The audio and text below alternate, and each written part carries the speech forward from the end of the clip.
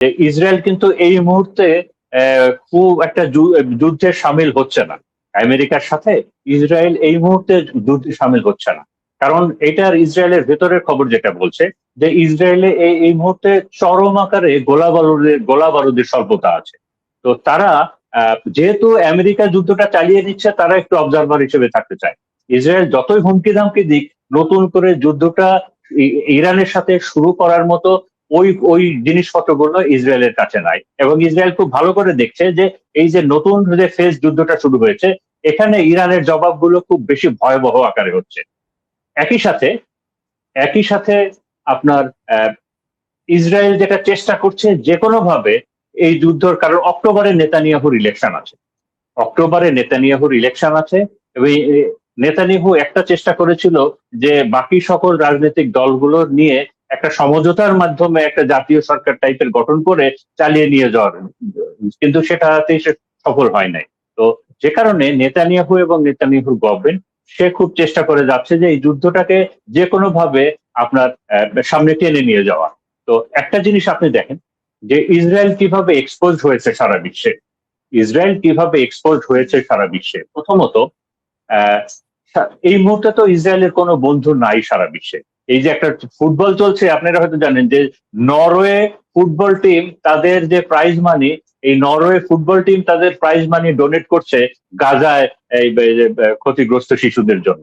মানে ইসরায়েল এখন এরকম একটা পরিস্থিতিতে আছে। আমরা যে গ্রেটার ইসরায়েল বলি, আর ইসরায়েল কত দূর এগিয়ে গিয়েছিল আপনি শুধু ভিজুয়ালাইজ করেন। যে ইসরায়েল সোমালিল্যান্ড নামে ল্যান্ডে একটা অংশকে তারা স্বাধীন করেছিল, তাদেরকে স্বীকৃতি দিয়েছিল, এবং সেখানেও তারা একটা মিলিটারি বেস করেছে। আপনার জিসিসি কান্ট্রি, বিশেষ করে আরব আমিরাত, বাহরাইন, কুয়েত, এগুলোতে তো ছিলই। ইরাকের ভিতরে 2টা তারা মিলিটারি বেস করেছিল, এবং ইরানের ওই পারে আজারবাইজানেও ইসরায়েল তারা মিলিটারি বেস করেছিল। তার মানে ইরানের প্রায় চতুর্দিকে ইসরায়েল তার মিলিটারি বেস করেছিল, যেগুলো সব এক্সপোজ হয়ে গেছে এবং যেগুলো আর এখন ফাংশন নাই। তার মানে এই মুহূর্তে ইসরায়েলের হাতে আছে শুধুমাত্র সোমালিল্যান্ডের ওই জায়গাটা, এবং ইসরায়েল এইভাবে এক্সপোজ হয়ে আছে। তো এখন আমি যদি আমার এই কথাগুলো একটু সাম আপ করি, তো প্রথমত আমার যেটা মনে হয় যে ইসরায়েল চেষ্টা করবে এই যুদ্ধটাকে যে কোনো ভাবে অক্টোবর পর্যন্ত টেনে নিয়ে যাওয়ার। বাট এটা ইসরায়েল চেষ্টা করে যাবে। মিডিল ইস্ট, মিডিল ইস্ট, কারণ আপনি আমি অনেক সাধারণ জনগণের কথা বলছি, যে বিশেষ করে কাতার এবং কুয়েত এবং বাহরাইনের সাধারণ জনগণ বলছে যে না, আমাদের বাসস্থানগুলো তো ঠিক আছে, আমাদের উপরে তো বোম্বিং হয় নাই, আপনাদের উপরে বোম্বিং হয় নাই, বাট কাতার এবং কাতার, আমি বারবার কাতার বলছি, কাতার না, কুয়েত এবং বাহরাইনে আমেরিকার যে বেস গুলো ছিল এগুলো একেবারে ধ্বংস হয়ে গেছে। সেখানে ইরান একেবারে কিয়ামত নিয়ে এসেছে। এবং একই সাথে রাশিয়া থেকে এয়ার ডিফেন্সের জিনিসপত্র এসেছে আপনার ইরানে। রাশিয়ার থেকে বিমান আসার কথা, সুখোই সব থেকে আপনার আধুনিক সিরিজের বিমান আসার কথা এই কিছুদিনের ভেতরে। এটা আমি গতকালকেও দেখেছি, আজকেও দেখেছি যে রাশিয়া এবং চায়না তাদের যে স্যাটেলাইট আছে, রাশিয়ার স্যাটেলাইট এবং চায়নার স্যাটেলাইট দুইটাতেই ইরানের ফ্রি অ্যাক্সেস দেওয়া আছে, যে ইরান সরাসরি রাশিয়া এবং চায়নার স্যাটেলাইট ইউজ করে লাইভ সবকিছু সে আপনার ইন্টেলিজেন্স এবং ইনফরমেশন কালেক্ট করতে পারে।